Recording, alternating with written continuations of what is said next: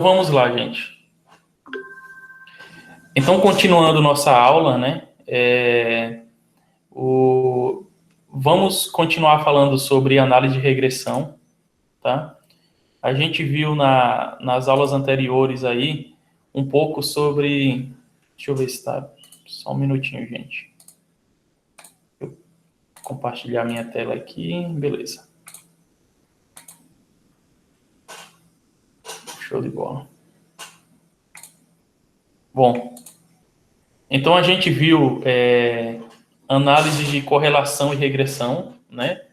E a gente viu aí que as variáveis, né, quando você quer avaliar, por exemplo, o efeito de uma adubação sobre uma variável resposta, a gente, que no caso aqui desse exemplo, né, tem várias doses de nitrogênio, e aqui o autor quis verificar qual que era o impacto do aumento desse N sobre a produção de forragem, aí a produtividade, na verdade, de forragem, quilogramas por hectare, né? E ele percebeu que quanto maior a dose aqui de N, né, maior era a sua produtividade, né?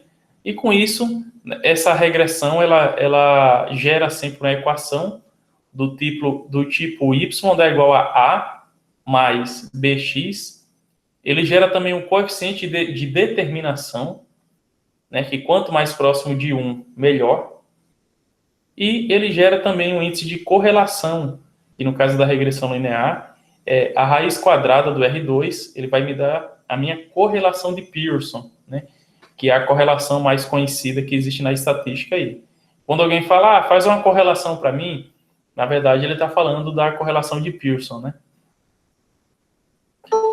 Bom, a gente viu aqui que as equações, que a equação da regressão linear, né, do tipo YA mais BX, ele serve para poder explicar o que está acontecendo ali de relacionamento entre as duas variáveis, né? E aí no slide tem explicando o que seria cada componente da fórmula. A gente viu também o conceito do R2, o que seria esse coeficiente de determinação. Vimos também que a correlação entre duas variáveis, né, ela pode ser desenhada graficamente para poder ficar mais fácil, quando a correlação é alta e positiva, quando a correlação é baixa, quando a correlação é ausente, né, não tem correlação entre as variáveis x e y, quando a correlação é forte e negativa. Então, esses gráficos explicam muito bem o relacionamento. Vimos também o que seria o coeficiente de correlação de Pearson, que seria a raiz quadrada do R2, né, no caso da regressão linear. E vimos que uma regressão por si só, ela não representa nada. Por exemplo, às vezes, eu faço uma correlação entre duas variáveis, x e y, ela dá uma correlação de 0,8. Mas será que esse 0,8 realmente é significativo? Ou será que esse 0,8 é devido ao acaso? Então, o TST, ele verifica se uma correlação ela é significativa ou não. É muito importante nesse processo aí. E aí o Sysvar, né, ele já tem análise de regressão, né, que a gente rodou um modelo, interpretou a saída do Sysvar. Logicamente, a saída do Sysvar é bem rica, né, porque ele faz vários testes e é muito bacana porque é um software bem fácil de estar mexendo, né, quando a gente compara com outros mais complexos que envolvem linguagem de programação, como linguagem SAS, linguagem R, né? Então, tudo isso aí, todas essas análises a gente consegue fazer facilmente no Sysvar. Bom, e aí, né, a gente viu o tipo de regressão quantitativa, né, e a gente vai ver um novo tipo de regressão que ela não é muito abordada nos cursos de estatística da graduação de agronomia, mas que, ao meu ver, ela é muito importante, que seria a regressão logística ou binária, né? E aí eu pergunto, vocês já ouviram falar sobre regressão logística, sobre esse termo aí? Quem que já ouviu falar? Responde aí no chat que a gente vai comentando. Então, vamos supor, né, que você tem uma variável resposta do tipo binária. O que seria uma variável binária? Por exemplo, aqui nesse caso, o autor ele quer verificar se O estresse, que é uma variável contínua, né, quantitativa, e o hábito de fumar, né, sim ou não, onde sim representa 1 e não representa 0. Ele impacta sobre o câncer. Eu vou estar passando essa tabelinha de dados para vocês estarem baixando, tá? E aí vocês vão baixar essa tabelinha e a gente vai fazer análise no SPSS para quem conseguiu para quem conseguiu fazer a instalação. Eu vou estar mostrando passo a passo aqui. Então, a regressão logística é uma técnica recomendada para situações em que a variável dependente é de natureza dicotômica ou binária, ou seja, sim ou não. Vou dar um exemplo na agronomia. Você quer avaliar se alguns fatores interferem numa doença. E como que eu mensuro uma doença em plantas, em fitopatologia? Duas formas. Primeiro, ausência ou presença, né, se for várias variedades. Ou, em alguns casos, eu verifico notas, escala de notas, que vai de 0, né, onde aquele patógeno não afeta a planta, até uma nota 5, que seria uma escala Likert, né, digamos assim, onde 0 representa a ausência do patógeno, 1, o patógeno afeta de forma muito baixa, 2, ele já afeta de forma moderada, né, 3, ele já afeta de forma grave, e 4 e 5, né, o patógeno já afetam de forma que venha causar dano econômico na planta. Então, esse tipo de regressão, ele não é muito abordado nos cursos de agronomia, é uma pena, porque é um tipo de análise que é muito rica e ela é totalmente baseada nas probabilidades. E aí a regressão logística é um recurso que nos permite estimar a probabilidade associada à ocorrência de determinado evento em face de um conjunto de variáveis explanatórias. E aí nesse dataset aqui, o autor quer verificar, será que o hábito de fumar, ele gera câncer, né? E aí, quando a gente abre essa tabelinha de dados aqui, ó, deixa eu estar datasets.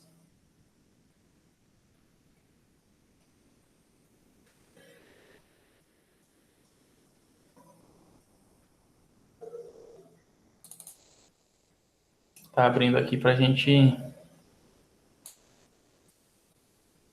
Ó, aqui, ó, regressão logística. Então, aqui, né, a gente tem uma variável, deixa eu aumentar um pouco para ficar um pouco melhor para visualizar. A gente tem uma variável do tipo contínua, né, que é o estresse, que é verificada por uma escala aqui, tá? Aqui, a gente tem o hábito de fumar, que ele equivale a 1 quando o paciente tem o hábito de fumar e 0 quando ele não tem hábito de fumar, tá? E aqui nesse exemplo, ele avalia como variável resposta câncer, por exemplo, onde 1 significa a presença e 0 significa ausência, né? Eu vou estar copiando para vocês essa tabelinha de dados aqui, no caso vou estar passando 2 arquivos, tá? Um é a planilha dados, que vai conter esses dados da regressão logística, e o outro é o arquivo reglogística.sav, que é um arquivo que eu já montei no SPSS, e aí ele já está montado e é só fazer análise direta lá, no SPSS. Então, deixa eu estar enviando aqui no grupo, tá? Esses 2 arquivos, e aí a gente prossegue com as análises. Só um minutinho.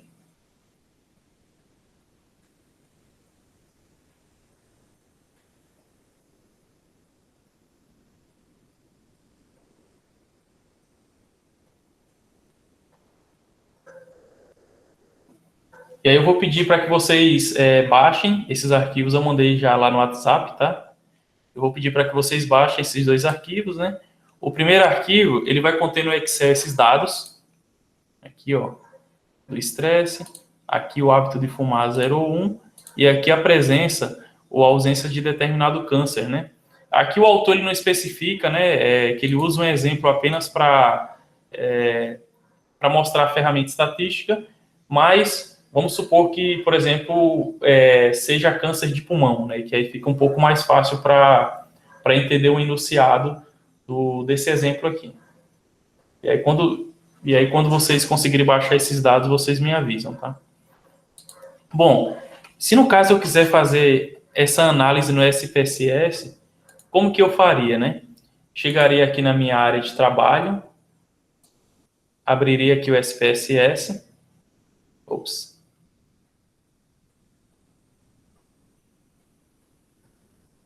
Desconsidere esse arquivo aqui, pessoal, que está aberto, que é o Sysvar, tá?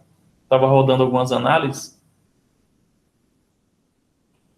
Bom, aqui o SPSS ele vai abrir essa tela, tá? E como que a gente faria essa análise da regressão logística? Arquivo, a gente vai em abrir, dados, e aí eu vou lá na minha pasta, onde estão meus dados aqui.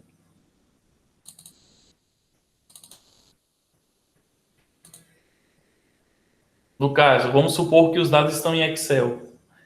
Vou aqui em arquivo do tipo Excel. Vou clicar na minha planilha, onde estão os meus dados que eu quero. Clique em abrir. Ele demora um pouquinho até carregar.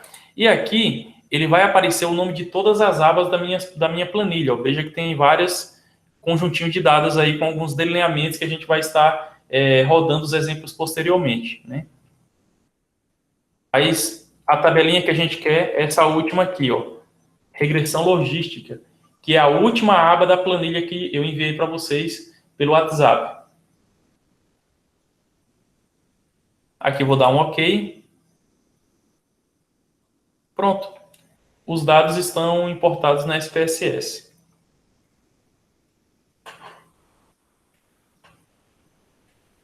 Ou, em contrapartida, né, para quem instalou o SPSS, a gente pode vir em arquivo, abrir, dados, e clica no arquivo que eu já montei para vocês, que é o reg logística. É um arquivo .sav, né, que ele já está pronto para análise, que é o mesmo que a gente acabou de criar pelo Excel. Só mostrei o procedimento do zero, como que é feito, tá? E aí eu posso abrir o arquivo dessa forma aqui, ó.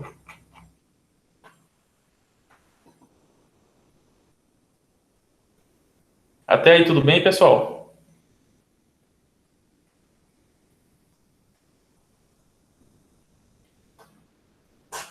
Vocês estão acompanhando no SPSS? Para quem conseguiu instalar?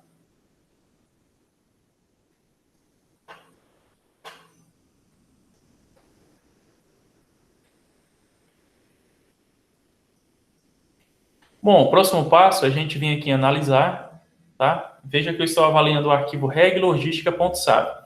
Vou aqui analisar regressão, que é o tipo de análise que eu quero, e veja que ele tem um tipo de regressão logística. Ó. Ele chama de regressão logística binária, que é o tipo de dados que a gente tem. Por que binária? Que ele tem zeros e uns. Zero quando não teve câncer e um quando ele teve a presença de câncer. Vou clicar aqui em logística binária, ele vai abrir essa tela. A minha variável dependente é a variável que eu quero estudar. No caso aqui, câncer, e vou clicar em dependente. Tá? A minha variável estresse, eu vou utilizar ela como covariável. E a variável hábito de fumar, eu também vou utilizá-la como covariável. E aqui tem algumas configurações que a gente pode... Opa! Ô, Denis, o arquivo que você não está conseguindo abrir, no caso, seria o Excel ou o arquivo .sav?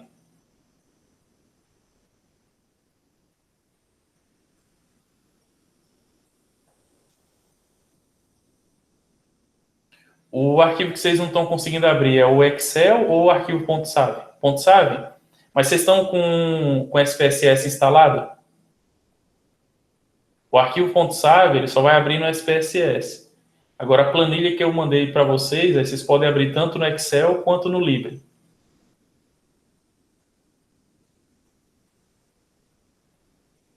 Mas, basicamente, o arquivo .save, ele é essa aba do Excel que eu mandei para vocês, que é a aba onde tem estresse, hábito de fumar e câncer. São 3 colunas que a gente vai utilizar para análise. E aí o arquivo .save só vai abrir se tiver o SPSS instalado, tá? Ele é um arquivo próprio do SPSS, é uma tabela de dados.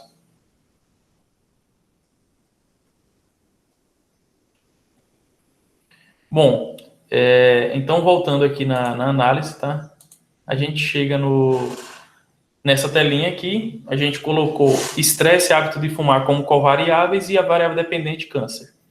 A gente pode clicar aqui em categórico, clica em hábito de fumar e clica em inserir. E aí, a gente vai trocar aqui a categoria, porque ele está considerando a categoria 1 como padrão, né? E aqui a gente quer que ele utilize a categoria 0. Então, hábito de fumar, indicador primeiro, né? Cliquei em primeiro e cliquei em alterar. Beleza. Vou clicar em continuar. Aqui em opções, eu tenho que marcar a opção intervalo de confiança para XPB. Eu vou explicar para vocês o que é essa XPB lá na hora da saída do programa, tá?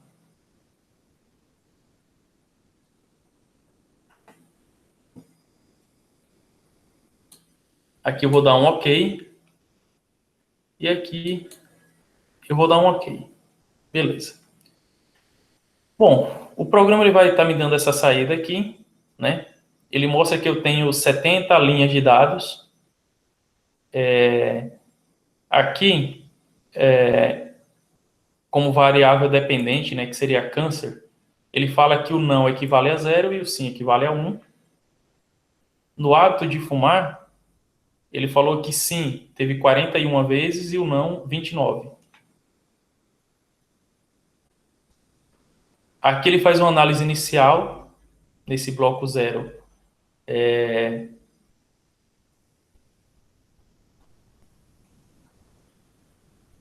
Na verdade, como é um processo, né, que ele vai incluindo as variáveis passo a passo, né, então ele verifica o seguinte, ó. Deixa eu ver aqui. Aqui, nesse procedimento, ele coloca apenas a constante, né, que seria o intercepto da minha regressão.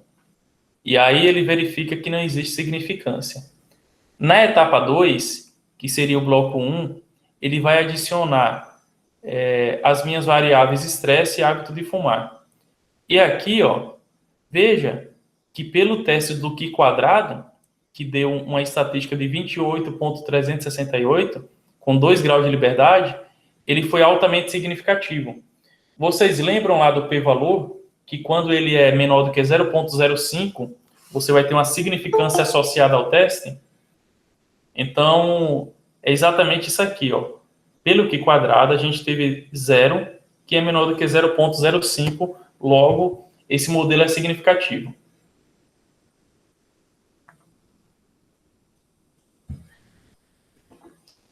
O próximo passo é resumo do modelo. A gente tem aqui a verossimilhança, né, que é o tipo de procedimento que ele utilizou para fazer esses cálculos, o método da verossimilhança. E ele tem um R quadrado pelo método de Cox e Snell e R quadrado pelo método de Nagiel-Kirk, né? Tem 2 métodos aqui.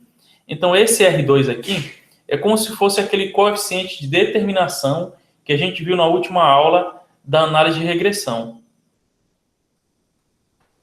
E aqui, o que é que ele faz, né? Ele faz uma tabela de classificação. Ele tenta pegar a tabela câncer e prever com a variável estresse e hábito de fumar. E tenta verificar o quanto que ele acerta. Então, de forma global, ele acertou 80%, que, ao meu ver, é um número muito bom, né? Imagina se você realmente, utilizando 2 variáveis, né, soubesse que uma pessoa iria desenvolver câncer ou não. Então, se realmente fosse tão fácil assim, né, quanto parece aqui no modelo, seria basicamente isso aí, tentar fazer uma previsão com 2 variáveis independentes, que no caso é o estresse e o hábito de fumar, E ele teve um acerto de 80% no modelo dele, né? Então, que aqui é o que a gente chama de a sua taxa de acerto, né? De 80%. E aí, ele gera essa última tabelinha aqui, né?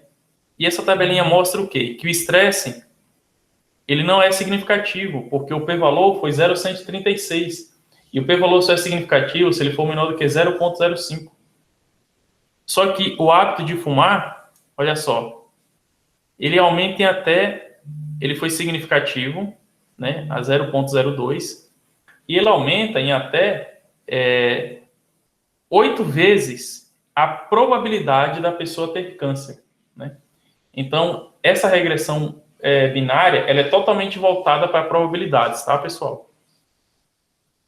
Só que aí, como a variável estresse não foi significativa, né, o p-valor aqui maior que 0,05, a gente pode rodar o modelo novamente, tirando essa variável e deixando apenas a variável hábito de fumar. E a gente vê que esse 8, de repente, ele pode até ser alterado para outro número. Então, vamos fazer esse teste aqui, ó. Analisar, regressão, logística binária. Eu vou tirar a variável estresse daqui do modelo, porque ela não foi significativa, e vou dar um OK. Com isso, a minha regressão ela fica muito mais simples, né? Veja que a minha taxa de acerto não mudou, ela está uma taxa de acerto de 80%, e agora eu tenho uma razão de chance, né, que é essa coluna XPB aqui, que é chamada de razão de chances, ou odd ratio, né, razão de chance, de 15,81. Então, o modelo está dizendo o seguinte, pessoas, né, que têm o hábito de fumar, para essa tabela de dados, tá? Ela aumenta em até 15 vezes a probabilidade da pessoa ter câncer, e o modelo foi significativo pelo teste do Q quadrado, né? Então, veja que como que é feita essa leitura da regressão binária, né? Aqui no slide, eu coloquei basicamente o que a gente rodou aqui no programa, né? E seria um resumo, caso vocês estivessem escrevendo uma dissertação, uma tese, um artigo científico, como que deveria reportar isso aqui? Primeiro, colocar esses testes dos coeficientes, né, de modelo, para mostrar que foi significativo, mostrar o nosso R2, que foi 0,417, mostrar que o modelo foi significativo, e mostrar que uma pessoa que fuma tem até 15 vezes, né, a probabilidade de apresentar câncer para esse tipo de dados, né? E aí, lá na metodologia, ficaria assim, ó. Foi realizada uma regressão logística binária para verificar se o hábito de fumar e o estresse são previsores do desenvolvimento de câncer de pulmão. O modelo, contendo o hábito de fumar, foi significativo. O Q quadrado foi igual a 26,083, o P menor do que 0,01, e o R2 do Needle-Kirk foi 0,417. O hábito de fumar foi um previsor significativo. A minha OR, que é odds ratios, né, ou a minha razão de chance, foi 15,812, com intervalo de confiança que varia de 4,83 até 51. Então, essa intervalo de confiança significa que esse 15 ele pode variar entre 4 e 51,71, tá? Mais o estresse, ou seja, o hábito de fumar foi significativo, mas o estresse não. A equação que descreve essa relação e aí ele coloca a probabilidade de ter câncer, representa, tal, tal, tal. Então, são números que são todos tirados dessa tabela aqui, né? E aí, com isso, a gente fecha essa interpretação da regressão logística binária. Ficou claro, pessoal, como que funciona essa regressão logística e o quão que ela é diferente da regressão que a gente rodou nas aulas anteriores? O que é que vocês acharam desse modelo aí?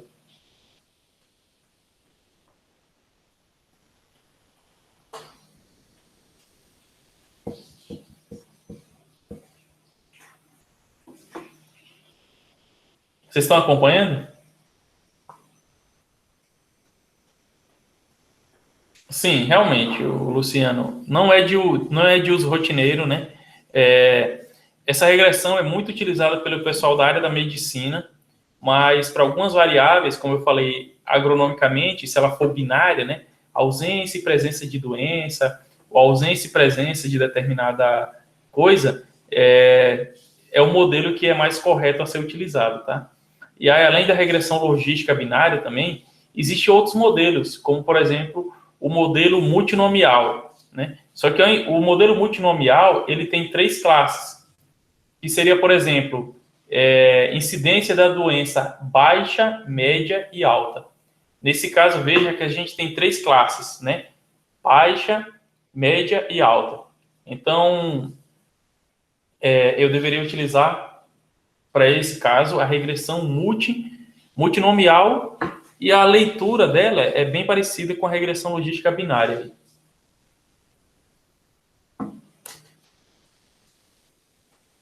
Bom, e aí, pessoal, queria saber se ficou alguma dúvida sobre a regressão, algum questionamento aí, enfim. Bom, se não tiver, a gente vai para o próximo tópico aí, que seria os principais delineamentos estatísticos de seus arranjos, tá?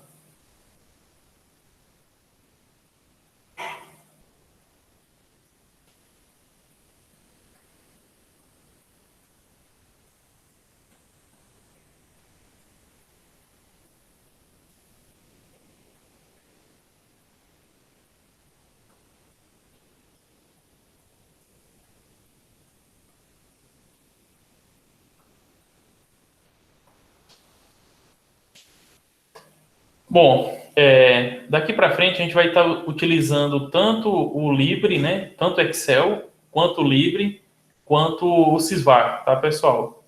E aí, a galera que não está conseguindo utilizar o SPSS, no final da aula eu vou estar explicando certinho como que faz para resolver, né? Bom, então, os principais delineamentos estatísticos, seus arranjos, dentre eles, né, a gente tem o delineamento mais simples, que no caso seria o delineamento inteiramente casualizado. Sempre que a gente vai montar um experimento, né, você tem que escolher um delineamento, é o primeiro passo. E aí, a característica do DIC, né, como a gente chama, DIC, delineamento inteiramente casualizado, é que ele é considerado um delineamento básico. E ele são aqueles que levam em conta somente o princípio da repetição e casualização. Ou seja, teve uma aula que eu falei sobre controle local, né? Quando você vai implantar um experimento em uma área que o solo está muito... tem muita variação de mancha de solo, onde já foi feito outros experimentos de adubação e tudo mais.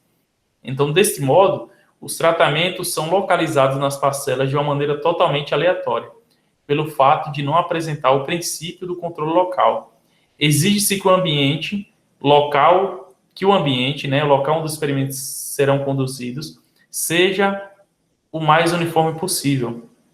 E por isso, eles não são recomendados para experimentação em campo, tá? Então, se você quiser montar um experimento em campo, o delineamento mais correto seria esse próximo, que seria o DBC, delineamento completamente casualizados, que ele vai corrigir as manchas de solo, né, as variações que você tem e tudo mais. Então, os experimentos em DIC, eles são conduzidos em laboratório, casa de vegetação, viveiro, ripado, estábulo, etc. Desde que as condições experimentais possam ser perfeitamente controladas. A instalação do experimento constitui o início da parte prática do mesmo. Desse modo, o pesquisador deve seguir à risca o que consta no croquis do experimento. E aí ele mostra aqui o autor um exemplo com 4 tratamentos, A, B, C, D e 5 repetições, que dá um total de 20 parcelas, né? Que é o número mínimo de parcelas exigidos por ensaio. Então, veja que aqui os tratamentos A ficam juntos, né? Em alguns casos, ele fez o sorteio, mas aqui você não precisa deixar muito bem claro o conceito de bloco. Já no delineamento completamente casualizado, ele leva em consideração a repetição, a casualização e principalmente o controle local. Ou seja, quando se utiliza o delineamento em blocos, ao nível de campo, né, que é esse DBC, é o delineamento mais famoso que existe no mundo aí, né, porque é muito utilizado na experimentação.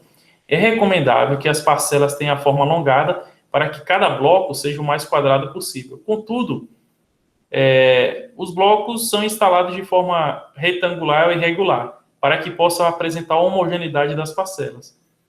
Então, aqui ele até mostra, né, que o experimento ele pode ser montado primeira repetição assim, segunda repetição assim, e terceira repetição assim. Tipo, não precisa ser todos os blocos na mesma posição, desde que ele respeite, né, a questão do isolamento local. Por exemplo, aqui pode ser uma mancha de solo, aqui pode ser uma outra mancha e aqui uma outra, né? Então, esse é o objetivo do DBC. Voltando lá no DIC, né, no primeiro experimento, a gente vê que todo experimento ele é baseado numa análise de variância, onde a gente tem o tratamento, a gente tem o resíduo e a gente tem o total, né?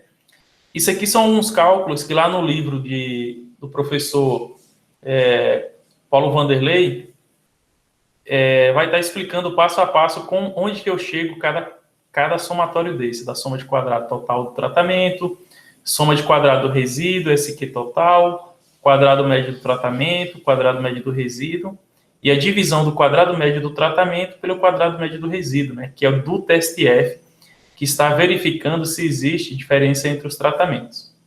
Bom, dito isto, eu tenho mais 2 arquivos aqui para a gente estar fazendo análise, que seria o arquivo DIC, do livro do Vieira, do ano 2000, e um arquivo DBC, do livro Vieira 2000. E esses dados também, eles se encontram na planilha dados que eu enviei para vocês, tá? Onde ele tem aqui a aba DIC Vieira 2000 e DBC Vieira 2000. São 2 experimentos, né, completamente diferentes, e a gente vai estar importando eles no Sysvar para poder estar fazendo análise. Mas caso vocês me perguntem, né, como que eu crio esse arquivo em DBF que eu vou estar enviando aí no WhatsApp para vocês? Deixa eu enviar e aí eu vou explicando como que faz como que gera esse arquivo, tá? Só um minutinho.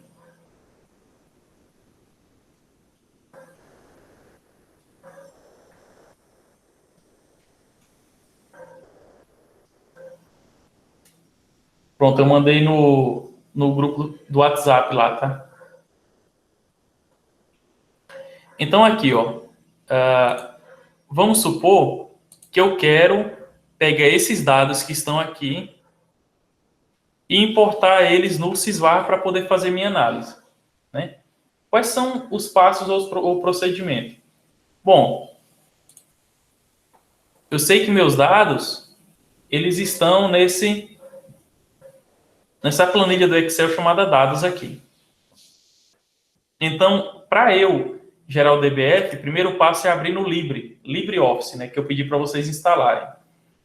Vocês vão clicar com o botão direito em cima da planilha, abrir com, e aí vocês vão selecionar a opção LibreOffice. Como ele já está aberto no Excel, né, ele dá essa frase aqui, fala que já está aberto, eu vou abrir cópia aqui. Bom, aqui ele já caiu em cima da minha aba DBC Vieira 2000, né, que são os dados que eu já tenho pronto para poder fazer minhas análises. E aqui, o que eu vou fazer? Eu vou aqui em arquivo, salvar como, isso no Libre, tá, pessoal? No Excel não tem essa opção de salvar em DBF. Posso vir aqui na minha área de trabalho, um exemplo. Em tipo, eu vou selecionar a opção DBase, que é o tipo de arquivo, o único tipo de arquivo que o Sysvar aceita. Vou selecionar a opção DBase. Aqui eu vou colocar o nome do arquivo, um exemplo. Vou colocar aqui, ó, DBC, Vieira, no ano de 2000. Esses dados aqui. E aqui eu vou salvar. Ele vai aparecer essa mensagem falando que é melhor salvar em ODF, mas eu vou falar não, quero utilizar o formato DBF ou DBase. Vou dar um OK. Ele pede essa mensagem aqui, dou um OK. E pronto, os dados estão salvos na minha área de trabalho. No caso, eles estão aqui, ó. Então, se eu quiser fazer minha análise no Sysvar, agora eu já tenho um arquivo pronto para poder fazer o input. Deu para entender quais são os passos? Resumindo, tem os dados na Excel, eu organizo, abro no Libre, e no Libre eu salvo ele como DBF, para poder importar no Sysvar e fazer minhas análises, tá? Só que aí no WhatsApp, eu já mandei os arquivos prontos para vocês, tá? Para caso vocês tivessem problemas na hora de gerar esse DBF, né? Você já tem o arquivo pronto para fazer análise. Todo mundo conseguiu baixar os arquivos DBF aí para a gente poder abrir no Sysvar e fazer nossas análises? Tudo tranquilo? Sim. Então, beleza, José Francisco. Vamos para a próxima etapa, então. Tá? Conseguiu? Show de bola, então. Bacana. O próximo passo...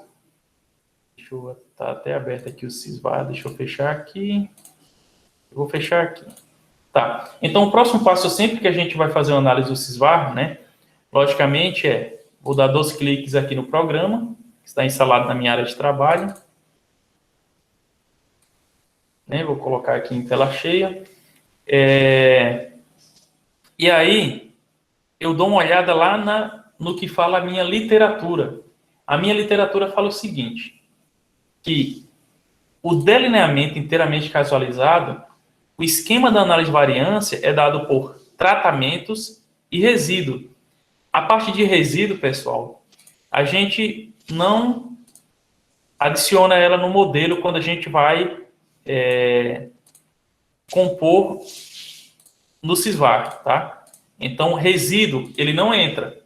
Então, a única fonte de variação que eu deveria adicionar no Sysvar seria tratamentos. Aqui no caso do DBC, também, resíduo não entra. Então, entraria tratamentos e blocos. Então, beleza. Então, vamos lá, ó. Eu vou aqui abrir o Sysvar, tá? Vou deixar até assim, ó, para ver se fica mais fácil explicar.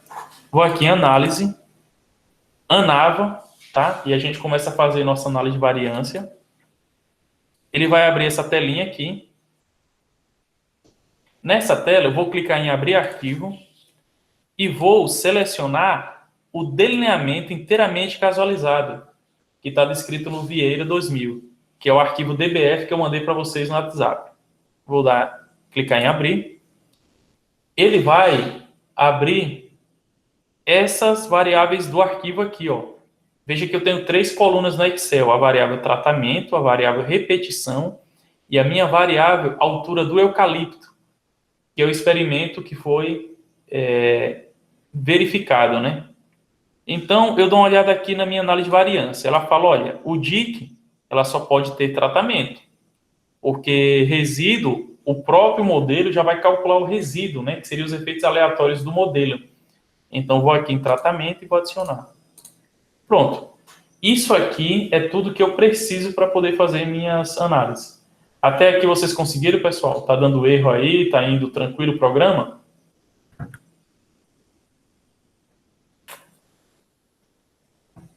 Então, está conseguindo aí, não tá, Marcos?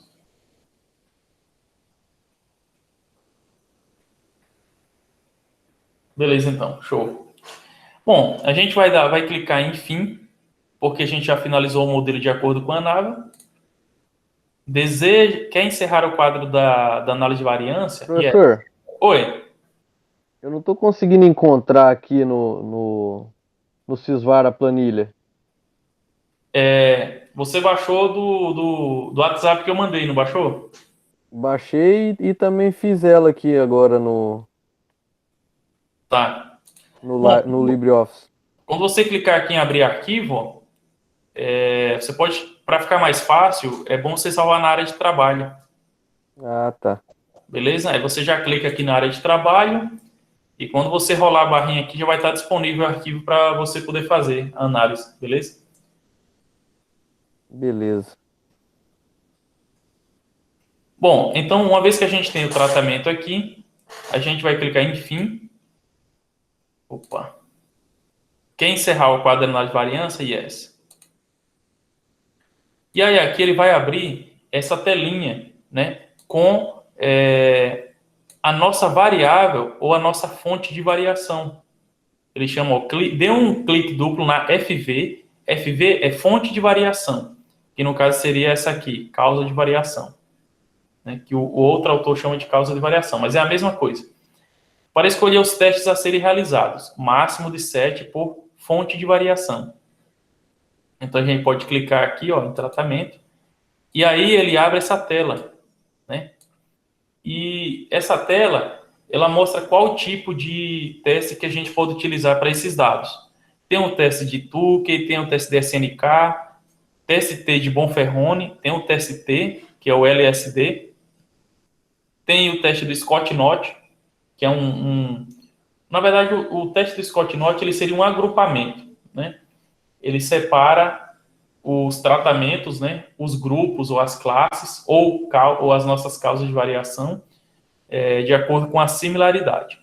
Tem um teste do contraste aí, que é apenas para alguns tipos muito específicos de experimento, e tem análise de regressão, que não é o caso, tá? Que é a regressão a gente já viu na aula anterior. Então, dois testes bem conhecidos aqui que a gente poderia estar aplicando seria Tukey. Então, vou clicar em Tukey e vou dar um OK. Vou clicar em tratamento novamente e vou selecionar o teste do Scott-Knott, né? E aí vamos dar um OK. E depois vou dar um outro OK. Vixe, acho que deu erro aqui que eu terminei desativando o arquivo. Deixa eu refazer tudo novamente.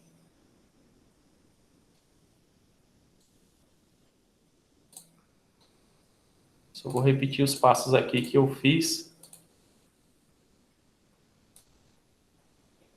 Então, Tukey, OK. Scott-Knott, OK.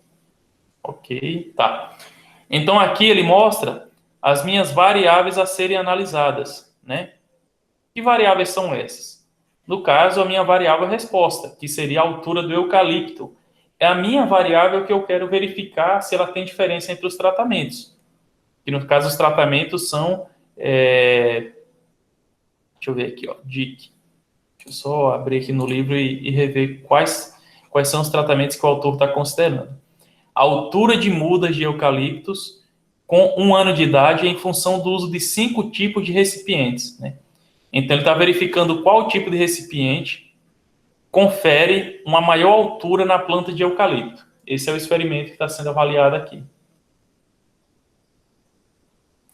Bom, então, se eu cliquei na variável, vou dar um finalizar. Aqui ele pede para fazer transformações, por exemplo, quando os dados estão fora da distribuição normal, eu posso tirar a raiz quadrada, posso tirar a raiz quadrada somar com meio, posso fazer o log natural, posso tirar a raiz quadrada e somar com 1, né? Enfim. Mas isso aqui são métodos bem básicos, né? Porque hoje existe algo chamado Box-Cox Transformation, ou transformação de Box-Cox, que é um algoritmo, né, que você vai utilizar, que ele determina qual tipo de transformação de dados é a mais adequada para o seu caso, né? Mas aqui é para apenas a gente ver que existem essas opções de transformação.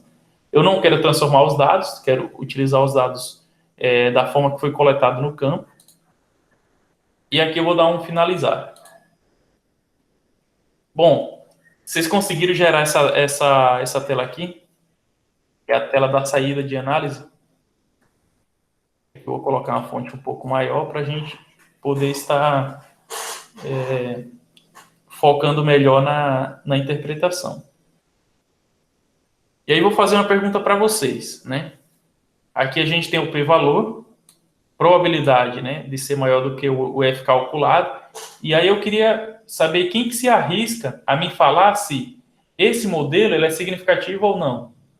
Será que existe diferença entre os tratamentos quando eu utilizo... deixa eu ver aqui, deixa eu voltar. Quando eu utilizo diferentes tipos de recipientes, isso dá diferença estatística na altura da planta ou não? O que vocês acham? Aqui está a resposta do nosso p-valor. Beleza, Marco, muito bem. Então, exatamente, Luciano, beleza, Marco. Sim, porque ele é menor do que 0,05, né? 0,05, tá? Ou 5%, tá? Só corrigindo aí. É menor do que 0,05. Isso, perfeito, Marco. Então, o nosso modelo é significativo. Então, significa que quando eu mudo o tipo de recipiente, eu estou tendo diferentes alturas na planta final, né? Então, essa é a interpretação do modelo. O coeficiente de variação que a gente apresentou na primeira aula é a divisão do desvio padrão pela minha média. Ou eu também posso pegar o quadrado médio do resíduo, que seria 0,017, tirar a raiz quadrada e dividir por 1,26. Vamos fazer isso aí para ver se realmente bate a conta? Ó, quadrado médio do resíduo seria o 0,017. Ou quadrado médio do erro, né? Que é o QMR. A gente chama popularmente de QMR aqui. Então, vamos pegar aqui ó, o QMR, que é o 0,17, 467. Vamos tirar a raiz quadrada desse número aqui, vai dar 0,4179. Eu vou dividir pela minha média, que é 1,26. Dividido por 1,26. É 0,17467. Tirar a raiz quadrada e vou dividir por 1,26. E vou multiplicar por 100 para ter o número em percentual. Aqui, ó, 10,49. Se eu arredondar, que é igual ao 10,49. Então, sempre que vocês quiserem checar o resíduo, né? Claro que o software não vai errar o cálculo, né? Mas é importante a gente saber de onde que vem esse número, né? E, na opinião de vocês acham que é um número... Existe muita variabilidade nesse experimento ou não? O que é que vocês acham? Com base no que a gente discutiu nas aulas anteriores. 10% é um número alto ou baixo? Exatamente, 10% é um número bem bacana, né? Quando a gente fala de 20%, 25%, aí sim, você está tendo uma variabilidade muito alta no experimento e a sua variável entre blocos, né, ou entre repetições, apresentou valores muito distintos. Você faz o experimento e um bloco dá 1,0, o outro dá 1,9, o outro dá 3,7, né? Então, isso causaria um coeficiente de variação alto, né? Quando você tem repetições com valores muito distintos entre si. Beleza. Aqui a gente pediu o teste de Turing para a fonte de variação tratamento. Aqui ele mostra a DMS. O que seria a DMS? A DMS é diferença mínima significativa. Ela significa que, para eu ter diferença entre os tratamentos, uma diferença de 0,22 já basta. Então, veja que como as médias são muito próximas, né? Se eu tenho uma diferença de 0,22 entre elas, eu já tenho uma diferença estatística. E aí, o Sysvar, ele sempre dá as letrinhas assim, ó, tipo A1, A2, A3. Só que na literatura, quando a gente vai olhar o teste de média, ele sempre vai dar A, B, C, D, as letras do alfabeto. Então, vocês podem fazer essa alteração manual. Como assim? Vocês podem pegar a maior média, que no caso aqui é o tratamento laminado de madeira, né? A gente pode chamar o A3 de A. Opa, deixa eu colocar minúsculo aqui para manter o padrão. Aqui o A2 de B. E o A1 a gente pode chamar de C. E aí quem fez a disciplina de estatística experimental, né, que algumas pessoas que estão assistindo aqui já fizeram, vai ficar muito mais familiarizado com o que vocês viram lá na disciplina de vocês, beleza? Então, aqui a nossa interpretação seria, o tratamento laminado de madeira, ele conferiu maiores alturas de plantas, né, de eucalipto, e ele diferiu estatisticamente de todos os outros tratamentos. Por quê? Porque eu tenho a letra A aqui, né, pelo teste de Tuque, e nos outros tratamentos eu não tenho a letra A, né, eu tenho a letra B ou a letra C. Então, quando a letra muda, quer dizer que eu tenho diferença estatística entre as médias pelo teste de Tuque.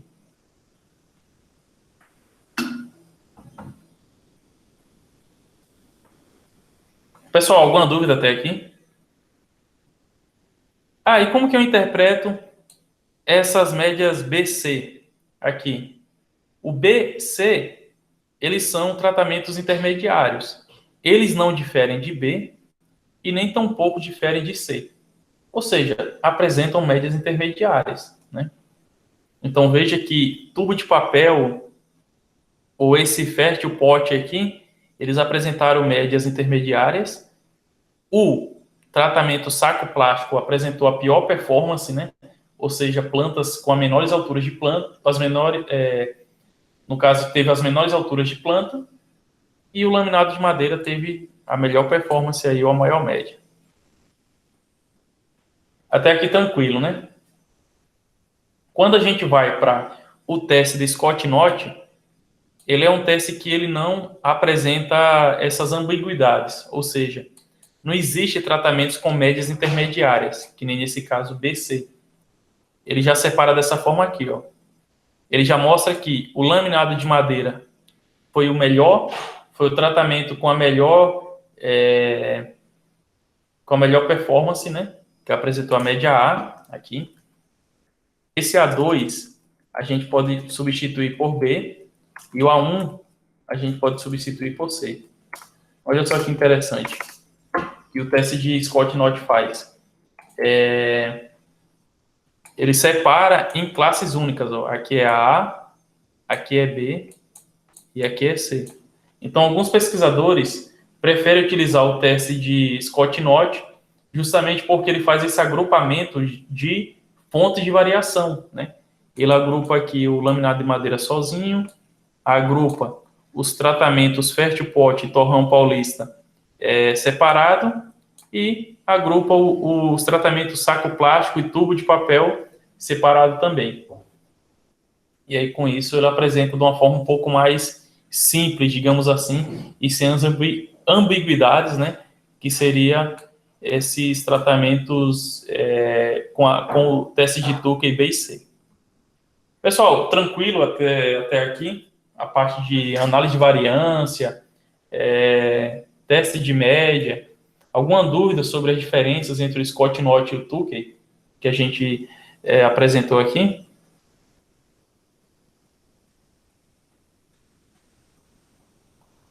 Vocês acharam mais simples esses modelos do que o modelo de regressão? O que vocês acharam desse modelo aqui?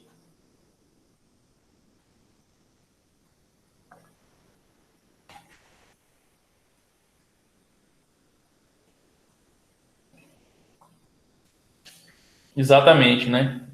A interpretação é bem mais simples mesmo, né?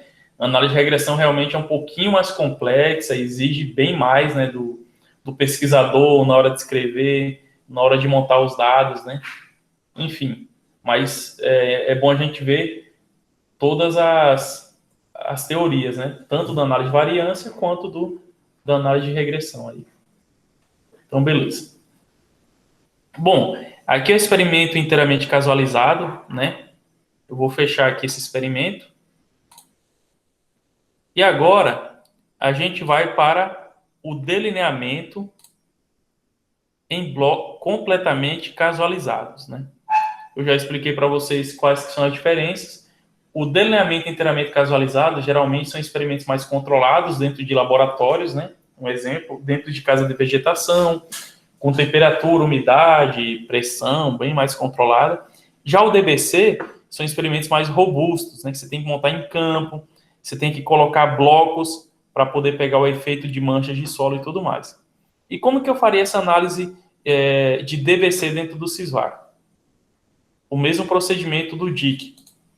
A gente vai abrir o programa. Deixa eu deixar assim. Vai em análise, ANAVA, abrir arquivo e vamos selecionar o arquivo DBC do Vieira 2000, tá?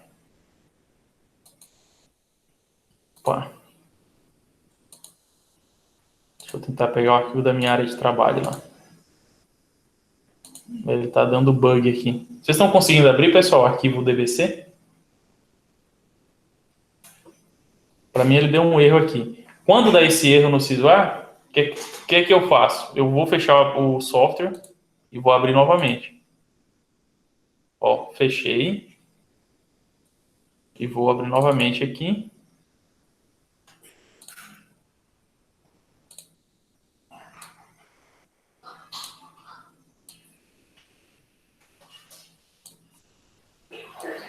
Vou aqui no CISVAR, análise, ANAVA. Ele vai abrir essa telinha aqui para mim, ó. Vou aqui em abrir arquivo. Vou selecionar. Bom, continua dando erro aqui para mim. Tentar identificar.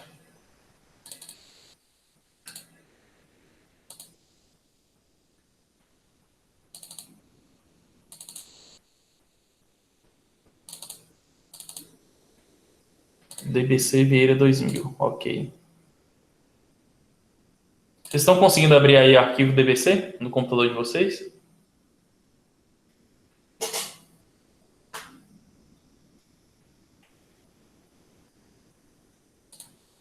Então, deixa eu fechar aqui, ó. Vou tentar mais uma vez.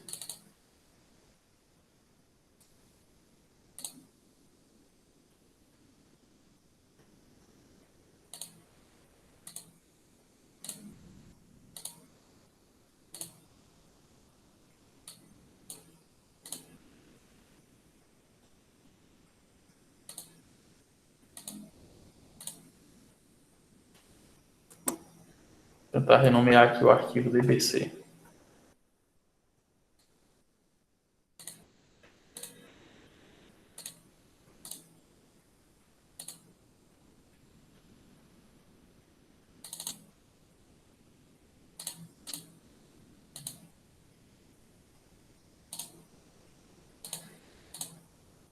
Ah, abriu.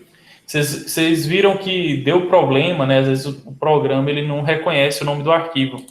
Então, eu mudei o nome do arquivo para DBC, tá? E aí o nome do arquivo ficou mais simples, né? E aí o programa agora vai aceitar, né? Bom, então voltando aqui no PowerPoint, né? Veja que o nosso modelo do DBC, ele é composto de tratamentos, blocos, que no caso são as repetições que eu utilizei no campo, e o resíduo. Lembrando, quando eu coloco a seta aqui, quer dizer que o resíduo ele não entra no nosso modelo na hora de montar no CISVAR. Então, vai entrar somente tratamentos e blocos. Então, vou aqui, ó. Tratamentos, no caso, seriam os clones, e blocos seriam a repetição. Então, esse seria o nosso modelo final. Mas vamos abrir aqui o livro do professor Paulo Vanderlei e verificar qual tipo de experimento a gente está lidando aqui. Então, nesse livro, ele fala o seguinte, ó, o autor quer verificar o comportamento de clones de seringueira em relação ao desenvolvimento do tronco no estado da Bahia. E aí, ele utilizou aqui, ó, 11 clones, utilizou 5 repetições, e aí quer verificar, será que existe algum clone, né, que ele tem um maior desenvolvimento de tronco ou não? Essa é a hipótese dele. Então, a gente vai aqui. Já inserimos o clones e a repetição. Vamos clicar em fim. Yes. E aqui ele vai abrir o quadrinho da análise de variância. Repetição, eu não preciso aplicar teste nenhum.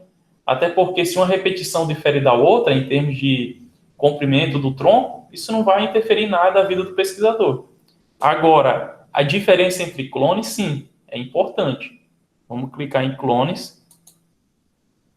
Qual teste que a gente vai utilizar? Os mesmos que a gente utilizou no exemplo anterior. Vamos clicar em Tukey, ok. Vamos clicar em Scott Knott, vamos dar um ok. Vamos clicar em ok. E aqui a minha variável resposta seria o comprimento do tronco em centímetros dos meus clones, ou que clones aqui, leia-se clones como se fosse tratamentos, tá, pessoal? E vamos finalizar. E aqui finalizar. Bom, ele gerou essa análise. Todo mundo que está com o Sysvar aberto conseguiu gerar a análise? Tá. O pessoal pediu para voltar novamente aí, vou refazer as análises, tá? Vou clicar aqui, não vou salvar e vou refazer tudo do zero. Ó, análise, ANAVA, abrir arquivo, DBC, abrir. As minhas fontes de variação do DBC, ele é clone, que seria os tratamentos, e repetição, adicionar. Até aqui, beleza, né? Vou clicar aqui em fim. Yes. Quando ele chega nessa tela aqui, eu tenho que escolher qual fonte de variação que eu vou estar fazendo o teste estatístico. Repetição não faz sentido, porque se der diferença de uma repetição para outra, não vai alterar em nada o experimento. Agora, clones, aí sim, é o nosso efeito principal. Se der diferença entre clones, né, bacana. Eu posso escolher o clone que tem um maior crescimento de tronco, né, e utilizá-lo ele como uma variedade nova de seringueira. Esse é o princípio desse experimento, tá? Vou clicar em clones e aqui vou selecionar o teste de Tukey. Vou dar um OK. Clico novamente em clones, seleciono Scott Knott e vou dar um OK. Até aqui tudo bem, pessoal?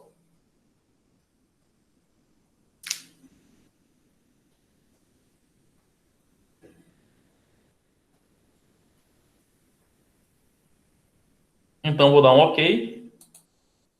E aqui vou selecionar a minha variável resposta. Veja que se eu tentar selecionar clones, ele vai dar um problema aqui, ó.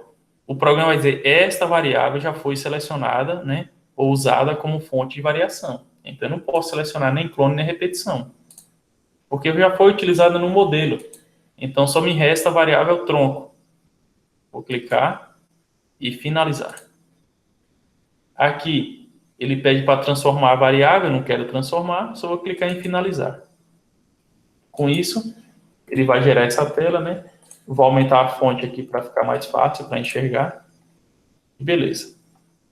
Então, variável analisada, tronco, né? Opção de transformação. Não transformamos a variável. E aí eu pergunto para vocês, né?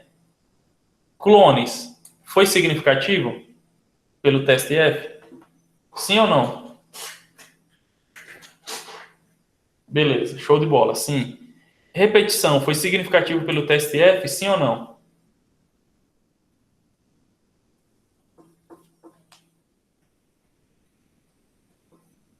Beleza, sim, perfeito, é isso aí.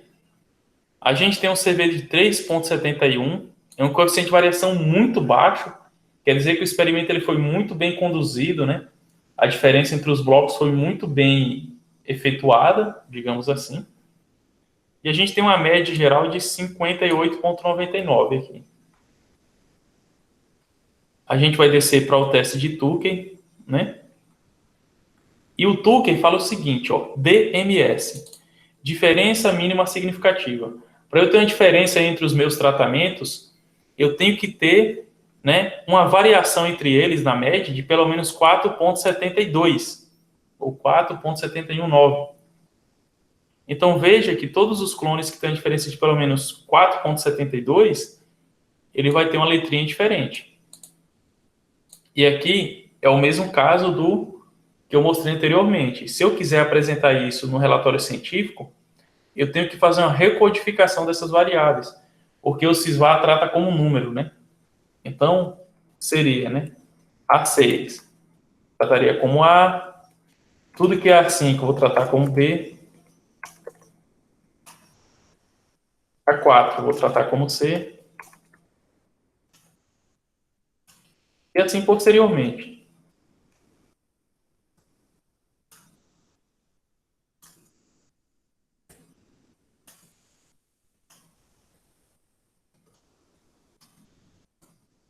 Veja que ele foi até a letra F aqui, né? Então, pelos testes de Tucker, né, ficou bastante... teve muita diferença entre os tratamentos. Porém, o clone, que teve melhor desempenho aqui, ou maior largura do tronco da árvore, né, ou seja, plantas que cresceram mais rápido, foi o clone FX2804, com 71,17 centímetros. E o pior clone, não existiu, nesse caso não teve o pior clone, e sim os piores. Por quê? Porque os piores estão com a letra F.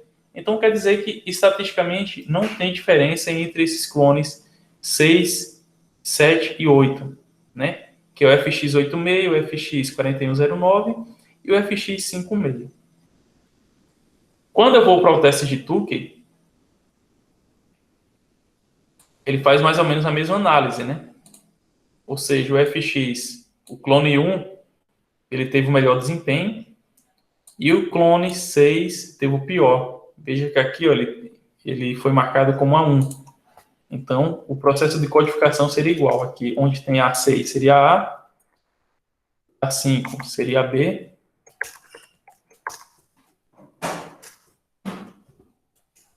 A4 seria C, A3D, A2 seria o E, a letra E, e A1 seria a letra F. E aí eu teria a minha tabela para estar apresentando, né, da sua pesquisa, do seu experimento aqui. Então tem essas duas opções, né? São testes bem conhecidos, tanto o teste de Tukey como o teste de Scott-Knott, né? Como eu falei, como o Scott-Knott só apresenta uma letra, termina ficando um pouco mais fácil para interpretar quem que é melhor e quem que é pior, né? Logicamente existe teoria por trás disso, né? De quem tem maior rigor e quem tem maior poder, né? Rigor, o poder é a capacidade do teste de verificar diferenças estatísticas entre as médias, e quanto maior o poder, quer dizer que o teste ele tem um rigor mais baixo, porque são variáveis inversamente proporcionais, né? E veja que o Tucker aqui, ele apresenta, né, praticamente uma sopa de letrinhas aqui, né? É um teste que é muito utilizado, porque ele controla muito bem o erro tipo 1, né? Você pode pesquisar depois o que seria esse erro tipo 1. E o Scott-Knott, ele apresenta dessa forma aqui, talvez até um pouquinho mais clean, né? Mas, enfim, vai depender muito do experimento que vocês querem estar mostrando aí, tá?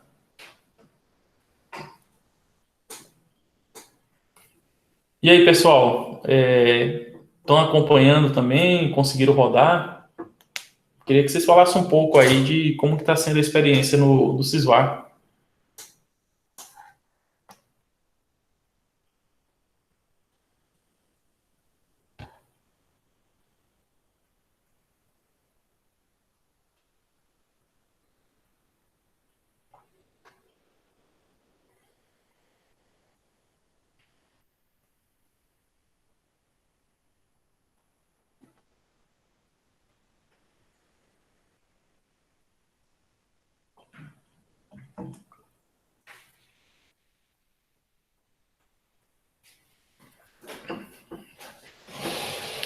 Inicialmente é um pouco complexo mesmo, né, o Sysvar, mas usando no dia a dia assim, né, conforme for surgindo as demandas, ele vai ficando mais fácil, né?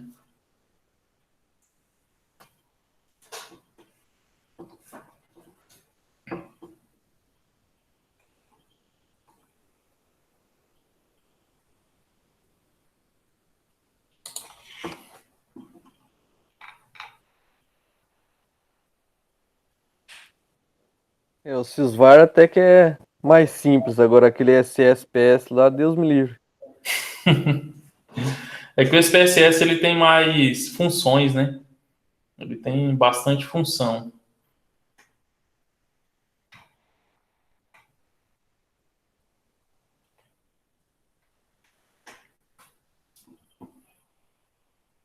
Bom, um outro exemplo, né, que a gente pode estar fazendo depois do DIC e do DBC, né? Se a gente der uma olhada no livro do professor Paulo Vanderlei, a gente vai ver aqui, ó, DIC, DBC, aí tem outros experimentos, por exemplo, como quadrado latino, né? Regressão a gente já viu na aula passada, e aí tem a questão de experimentos fatoriais, né?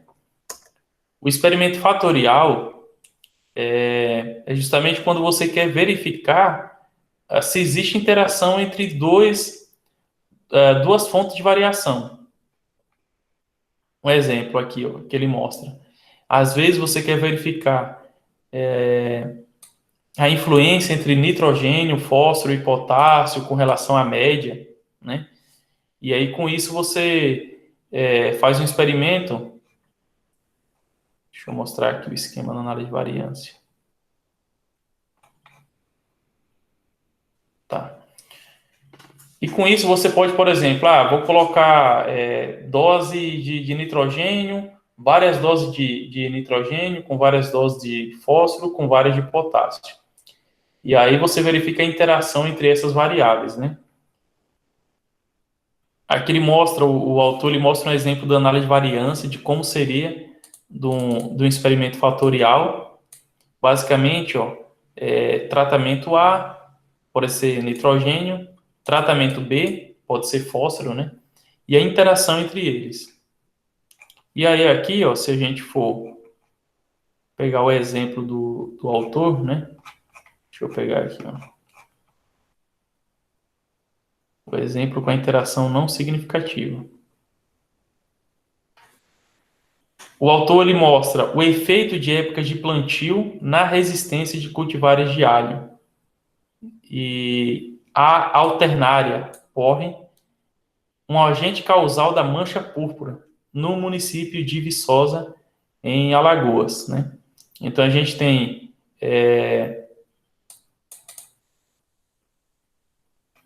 aqui embaixo ele explica, deixa eu ver. Tá. O A, ele se refere a cultivar, né? Todos os nossos efeitos A, no caso aqui, ó, A1 se refere a cultivar A1, A2, a cultivar 2 e aí sucessivamente. E o B, ele se refere à nossa época de plantio. No caso, o B1 se refere à primeira época, B2 a época 2, B3 a terceira época, né? E por aí sucessivamente. Então, se a gente quiser montar um exemplo com esses dados aqui, ó, quer ver? Vamos copiar esses dados aqui direto para o Excel. E a gente já processa e já... Eu vou montar aqui e mando para vocês. Então, seria o seguinte, ó. A gente pode colar aqui.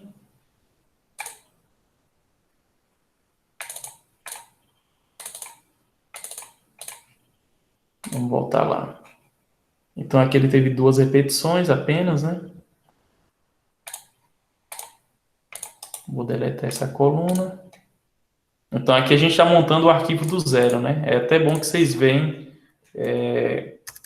como a gente pode utilizar o Excel para poder estar limpando esses dados aí. Então, ele tem o tratamento A e o B. Eu posso ir aqui na primeira repetição em dados, porque veja que ele copiou cada dado do livro como se fosse texto. Então, posso vir aqui em texto para a coluna. Deixa eu...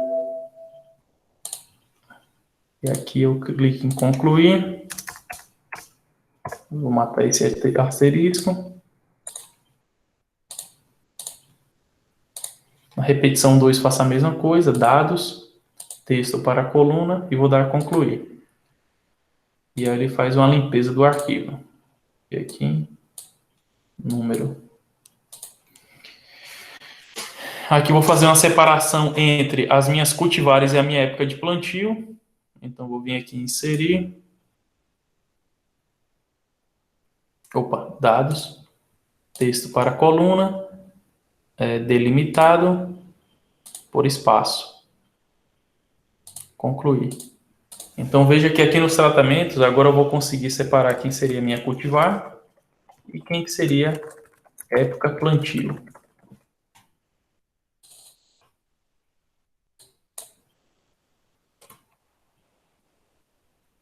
Vamos voltar novamente aqui.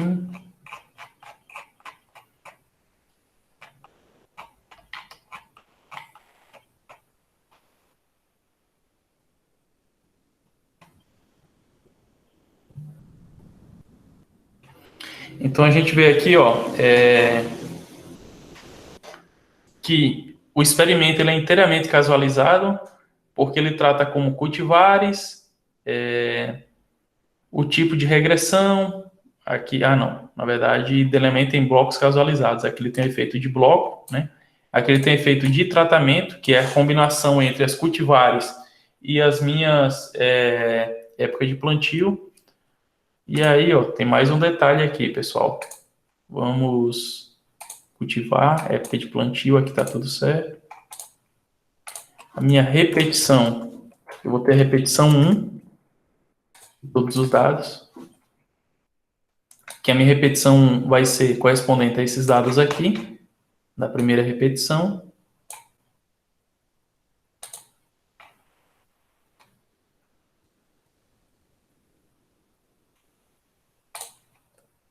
E aqui eu vou chamar de resistência que ele teve ao minha doença chamada alternária, né? Então, a minha repetição 1 seria essa. A minha repetição 2 seria essa aqui.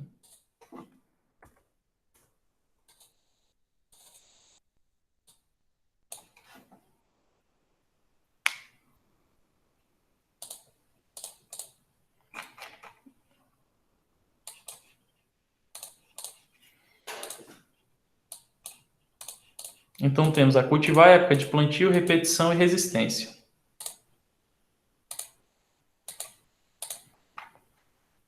Só corrigindo aqui, que seria o tratamento A10B2 e A10B3, para corrigir a tabela de dados. Beleza.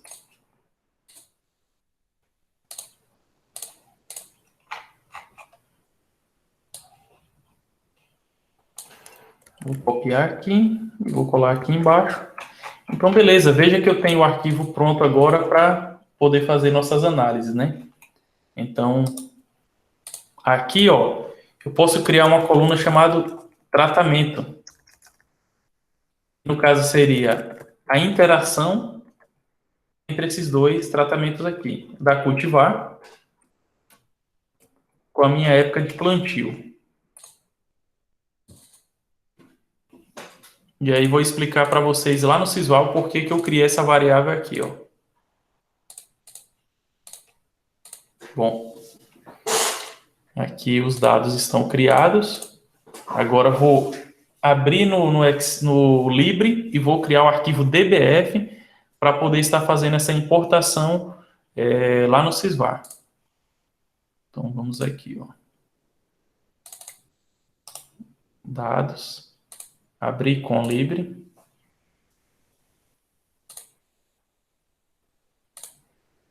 Aqui eu tenho as colunas que eu criei lá no Excel.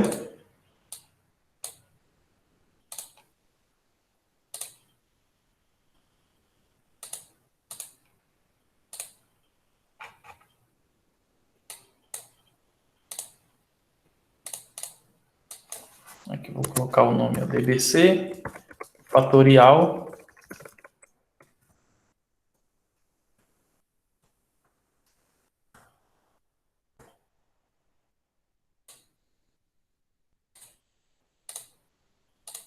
Teoricamente, o programa não deu nenhum erro na hora de salvar. Só vou aqui fechar o Sysvar. e tentar importar esse arquivo e ver se vai dar certo. Bom, teoricamente não deu nenhum problema. Agora eu vou mandar para vocês pelo WhatsApp, tanto a planilha com essa nova tabela de dados, quanto o arquivo DBF que foi criado agora, tá? A partir do livro do professor Vieira.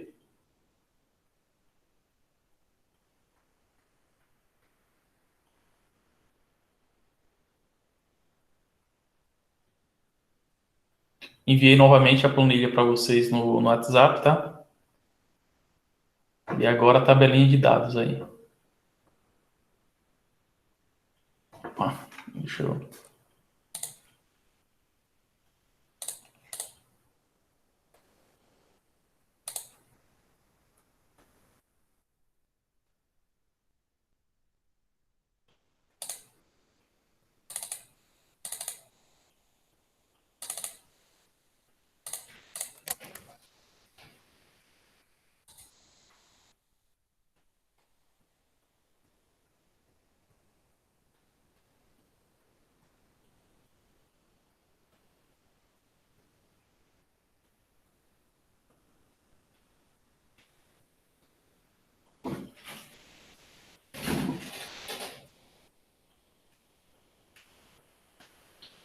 Bom, então mandei para vocês o arquivo, né, do experimento fatorial. E como eu havia explicado, né, o experimento fatorial ele serve para verificar a interação entre duas fontes de variação. Nesse caso, o pesquisador plantou 11 cultivares e ele plantou em 3 épocas distintas. E ele quer verificar se existe alguma variedade que numa determinada época ela é mais resistente que outra, sim ou não, que seria uma interação significativa, porque existem casos que, a depender da minha época de plantio, a minha variedade, né, ela apresenta uma resistência melhor ou pior. Nesse caso, a gente já vê que não houve interação, porque a interação ela foi não significativa, né, conforme é mostrado aqui pelo autor. Mas eu queria que vocês baixassem aí esses dados que eu mandei para vocês, tá? Vamos importar ele no Sysvar e vamos fazer essa análise aí, como o autor fez no livro. Anava, abrir arquivo, e vou selecionar o DBC fatorial Vieira 2000, que é o arquivo que eu mandei para vocês. Vocês conseguiram baixar, pessoal, o arquivo que eu mandei?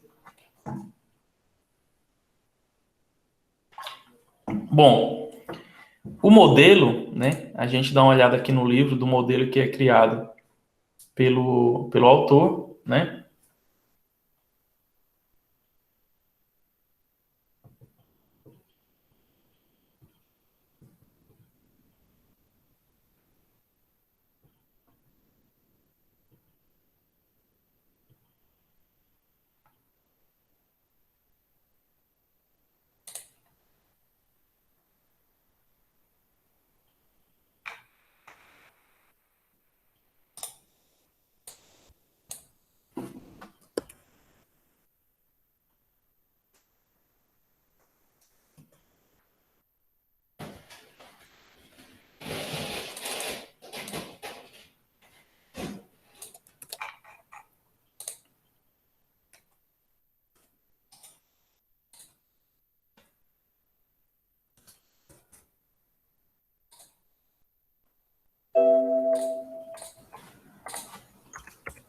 Eu estou criando uma outra coluna aqui, época de plantio 2, tá?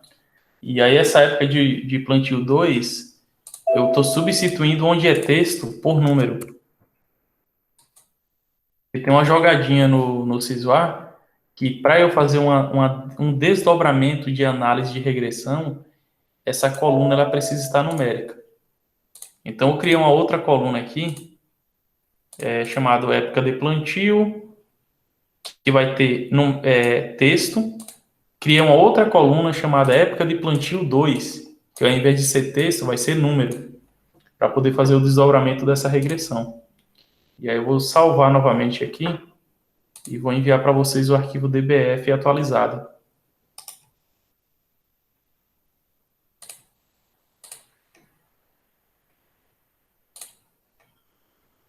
Então aqui, ó, tá cultivar, época de plantio em texto, época de plantio numérico, tratamento, repetição e resistência à doença. Então vou salvar novamente isso aqui.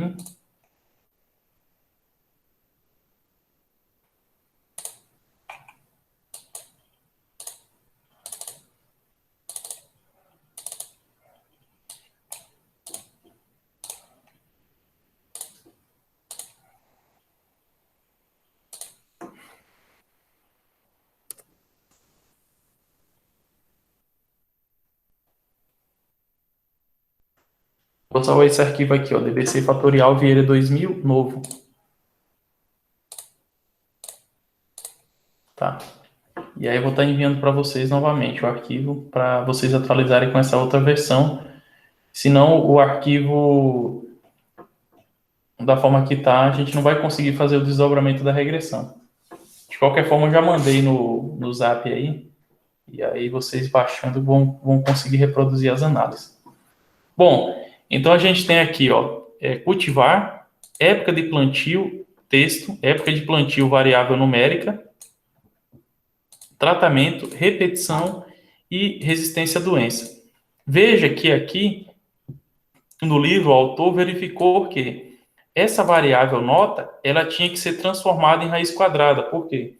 Porque era uma variável que ela não estava adequada à normalidade, né? Então, a gente vai conseguir fazer o mesmo processo no Sysvar. Então, vamos lá. Vamos aqui no Sysvar, análise, Anava, abrir arquivo, tá? Deixa eu copiar esse arquivo na área de trabalho para ficar um pouquinho mais fácil. Dá um Ctrl C aqui. Beleza. Bom, o arquivo está aqui. Então, o nosso modelo vai ser repetição, porque a gente está falando de um DBC, então a repetição sempre vai entrar no modelo. Vai entrar cultivar, seria o nosso tratamento 1.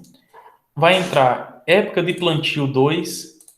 Vamos desconsiderar essa época de plantio, né? Que a variável está numérica e ela precisa estar numérica para podermos fazer o desdobramento dessas análises. A gente vai agora adicionar cultivar, clica no asterisco, que é para representar a nossa interação entre a cultivar e a época de plantio, e vamos clicar na época de plantio 2 e vamos adicionar. Então, o nosso modelo fica repetição, cultivar, época de plantio 2 e cultivar a interação entre cultivar e época de plantio 2. Para quê? Repetição porque o experimento é DBC. Tem que ter obrigatoriamente. Cultivar, para eu saber qual cultivar é melhor. Época de plantio 2, numérica, né? Que é para poder fazer o desdobramento da regressão. E cultivar versus época de plantio 2. Então, esse seria o nosso modelo para poder fazer nossa análise. Voltando lá novamente no livro, né, do autor, a gente vê aqui, ó, cultivares, época de plantio, ele vai desdobrar em regressão linear e quadrática. Né? Professor, oi. volta um pouquinho para mim ver como que ficou montada lá, para mim conseguir aqui, por favor. Isso. Beleza. Ficou dessa forma aí, ó. Rapidinho. Tranquilo.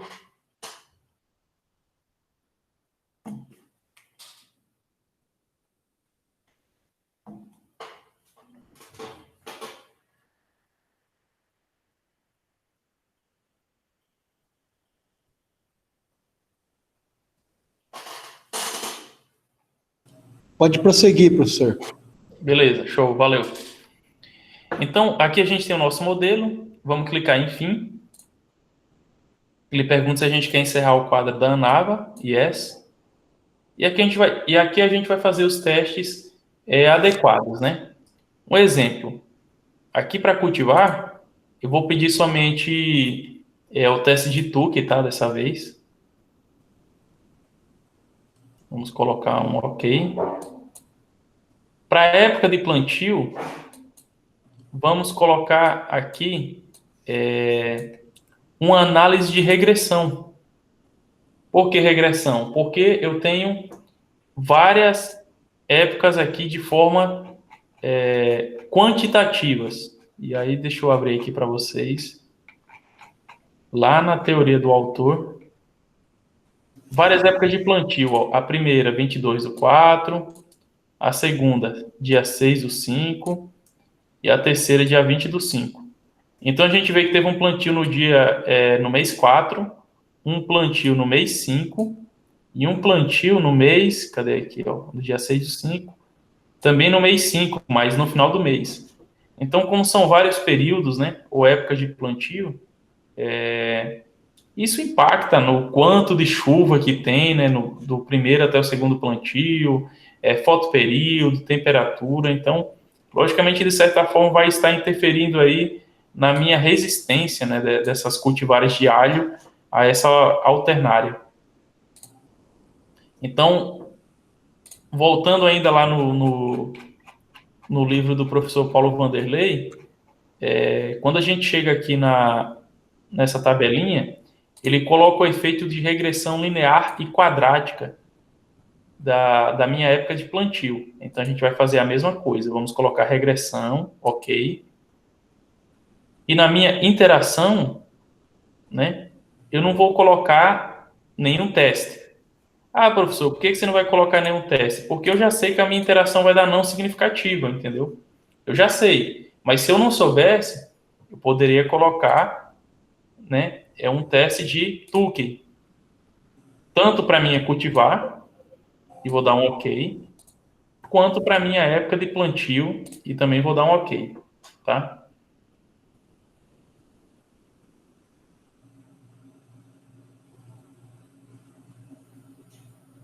Então, dando OK aqui. Aí ele vai me dizer o seguinte, ó. Monte o seu modelo da minha época de plantio 2. Então, modelo linear e modelo quadrático.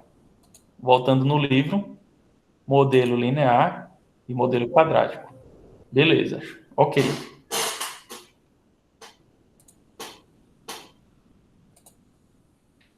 Quais variáveis vão ser analisadas? Somente resistência. OK, finalizar. E aí ele fala aqui para mim, escolha opções de transformação. Vou clicar na minha variável e vou selecionar a minha transformação x elevada a meio. Professor, por que x elevado a meio? Vou explicar. No livro do professor Vieira, ele fala que ele transformou os dados em raiz de nota, porque os dados não tinham distribuição normal. E aí vou mostrar para vocês o seguinte caso. Ó. Eu tenho aqui um número 0,5. Eu tenho aqui o número 0,5. No primeiro caso, eu vou pegar o 0,5 aqui e vou tirar a raiz quadrada dele. No segundo caso, vou pegar um número e vou elevar a meio, 0,5. Tem diferença entre o resultado? Ou não? Não, né? Então, tanto faz eu tirar a raiz quadrada ou eu elevar o número a 0,5, vai dar o mesmo resultado. Então, aqui no livro ele tirou a raiz quadrada e aqui no Cisvar ele vai levar a meio, tá? É a mesma coisa, tá? Se eu levar qualquer número a meio, na verdade, eu vou estar tirando a raiz quadrada dele. OK. E aqui finalizar. Então, a gente vê... deixa eu aumentar um pouquinho essa fonte para ficar um pouquinho mais fácil para vocês. Então, a gente vê que avaliando aqui a resistência, eu vou perguntar para vocês, repetição foi significativo? Sim ou não?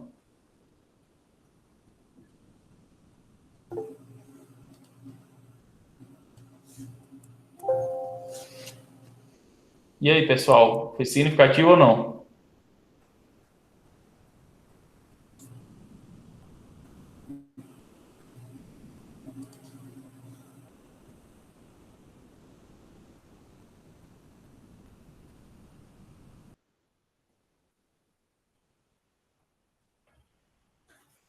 Todo mundo está dizendo que foi não significativo.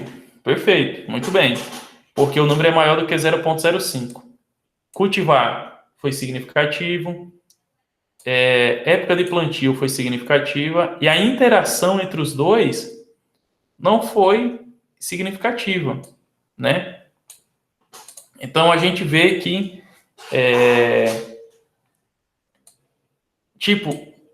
quando eu mudo a época do plantio, a minha cultivar, ela não aumenta a sua resistência ao alternária, né? Essa seria a nossa interpretação. Então, quando a gente desce aqui, ó, no modelo, a gente percebe que não foi significativo, porque é maior do que 0,05, né? Vou descer aqui, ó.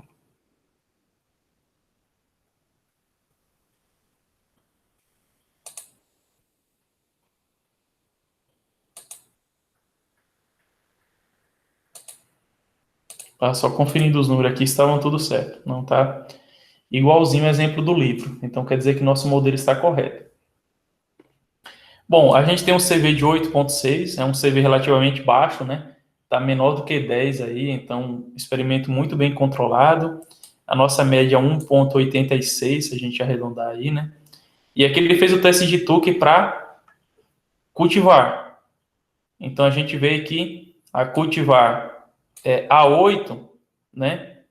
Ele... Deixa eu ver aqui. Deixa eu só descer no exemplo e ver se a nota mais baixa, né, teoricamente confere uma maior resistência.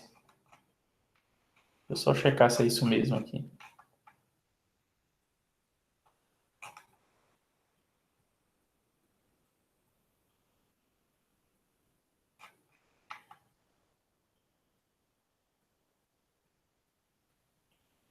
É isso mesmo. Quanto menor a nota, menor a incidência. Então aqui vai ser o contrário. Vamos voltar lá aqui para o CISVAR. Beleza. Então, nesse caso, a gente tem que os melhores tratamentos foram o tratamento, as cultivares A3, A5 e A11. Professor, mas por que 3 cultivares foram as melhores? Porque elas não diferem estatisticamente, ó, A1 e A1. Mas se eu tivesse de escolher uma, né, digamos assim, seria a A3, porque ela apresentou a menor incidência de alternária, né, que é o que está sendo verificado aqui no nosso exemplo.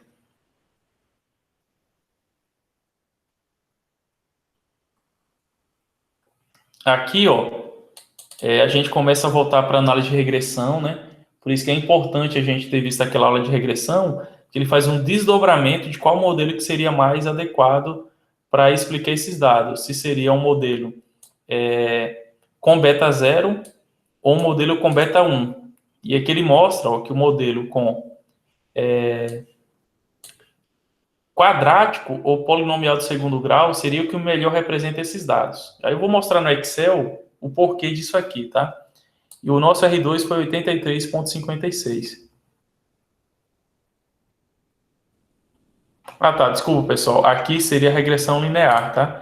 A regressão linear teria um R2 de 83,56, ao passo que uma regressão quadrática apresentaria um R2 de 100%, né? E aí você já estaria superestimando o seu modelo. Se estivesse utilizando R2 de 100%, porque basicamente não existe, né, um R2 de 100% aí.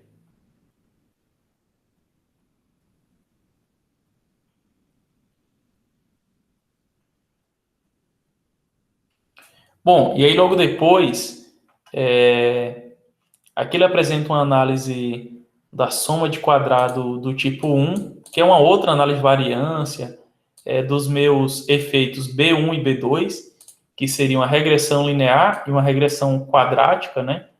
Como ele mostra no livro aqui, ele tem uma regressão quadrática ao longo da minha época de plantio.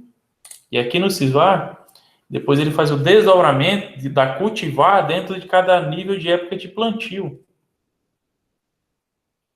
Então ele mostra, ó, a cultivar dentro da época 1, dentro da época 2, dentro da época 3.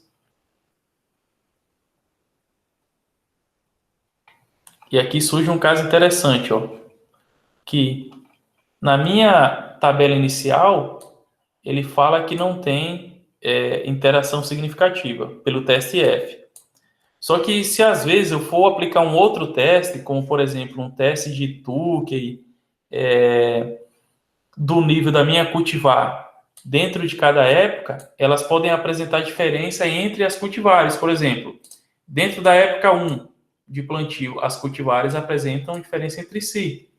Dentro da época 2, as cultivares apresentam diferença entre si. E aí sucessivamente dentro da época 3, né? E aí, logicamente, você consegue fazer essas análises aqui para cada época, ó. Dentro da época 1, né, que é a codificação 1, dentro da época 2, você consegue ver quem que teve a melhor média, e, por último, dentro da época 3, qual o tratamento que teve a melhor média, né? Aí depois é que ele faz um desdobramento da época de plantio dentro das 11 cultivares, né, que foram avaliadas. Mas, enfim, são muitas análises, né, que o programa ele gera, é bastante informação. Só que aquelas análises para baixo não precisam. Por quê? Porque o nosso F não foi significativo, né? Para a minha interação entre cultivar e época de plantio. Então, eu não preciso estar apresentando essas análises de interação, tá? Não é necessário. Pessoal, ficou claro o experimento fatorial? Eu sei que ele é um pouco mais complexo que o DIC, do que o DBC normal, né? Ou do que o DIC normal, porque ele tem essas nuances, né? Ele tem...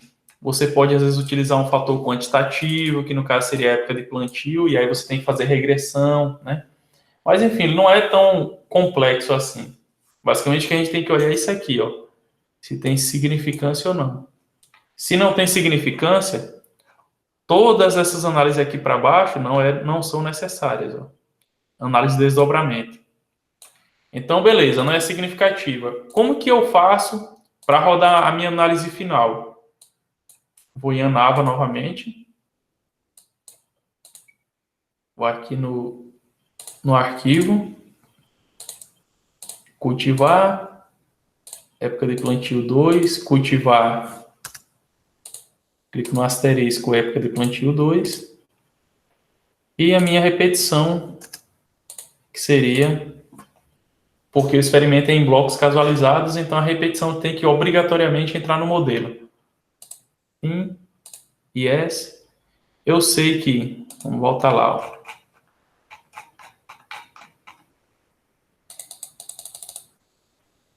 Eu sei que cultivar vai ser significativo pelo teste F e a regressão vai ser significativa, mas a interação não. Então, o que é que eu faço aqui? Em cultivar. Vou colocar o teste de Scott Knott dessa vez, para ver se ele consegue agregar um pouco melhor diferenças. Scott Knott. Época de plantio, vou colocar regressão. Aqui. E a minha interação entre cultivar e época de plantio, não vou colocar nada porque não existe significância entre os dois. E aqui, ok. O meu modelo de regressão que deu significância foi o modelo quadrático, então linear e quadrático, e vou dar um ok.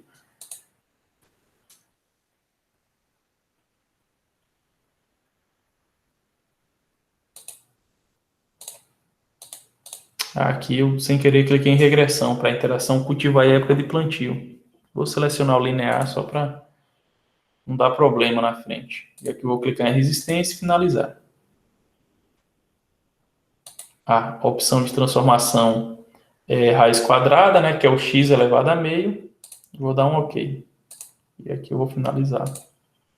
Opa. Bom, e aqui ele gerou a mesma análise, né? Cultivar foi significativa, época de plantio foi significativa. E a interação aqui entre os dois, né, não foi significativa. E aqui ele vai me dar a análise entre cultivar. Aqui embaixo ele vai fazer a regressão para a minha época de plantio, né? Que nem ele vai fazer no livro lá, o mesmo exemplo. Vai testar a regressão linear, depois testar a minha regressão quadrática, né?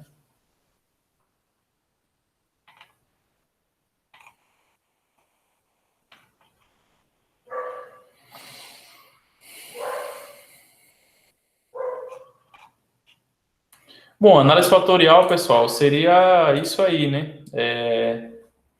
Basicamente, a análise fatorial ela pode existir tanto no delineamento DIC ou no DBC, né? Tanto no delineamento inteiramente casualizado, como no delineamento completamente casualizado, que seria o DBC.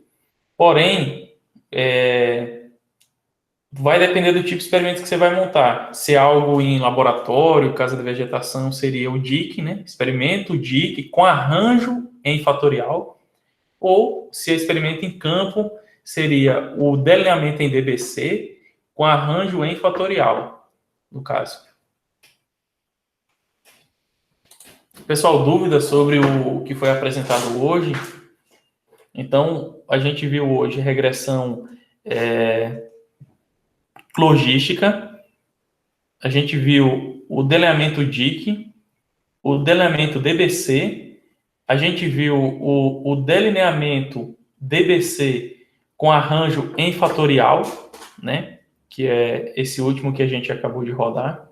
Eu queria saber se ficou alguma dúvida aí no meio do caminho e tudo mais, que a gente possa elucidar antes de finalizar a aula.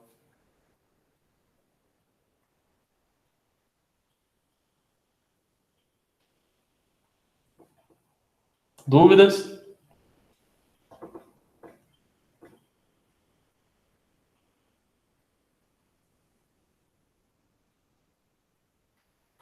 Bom, então, como não houve dúvidas, né, vou estar finalizando a aula aí, e aí fico disponível, pessoal, até no horário fora da aula, tá tirando dúvidas, tirando essas dúvidas aí de vocês, que logicamente vão surgir, né, quando a gente vai colocar a mão na massa mesmo, que vai fazer uma análise valendo ali, é que começa a surgir bastante dúvidas, né, mas aí, como o Marco falou e o Luciano, né, às vezes revendo a aula ali, exercitando, consegue tirar bastante essas dúvidas que ficam. E aí eu vou estar compartilhando com vocês, né, o link do Google Drive, que vai conter essas aulas aí, vai conter essas tabelas de dados, né, e principalmente, pessoal, vai conter o livro do professor Paulo Vanderlei Ferreira, né. É muito bacana esse livro, ele explica de uma forma muito simples como que é feito cada cálculo, né, e aí eu vou estar compartilhando com vocês. E deixa eu colocar aqui, ó, compartilhar. Vou compartilhar a pasta inteira.